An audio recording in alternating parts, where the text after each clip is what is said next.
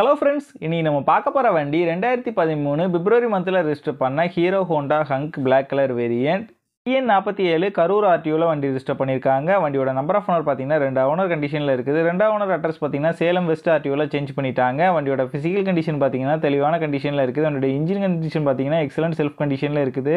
இதோட ஓவரால் பாடி அவுட்லுக் நீங்களே பாருங்கள், நீட்டான கண்டிஷனில் நல்லா மெயின்டைன் பண்ணியிருக்காங்க.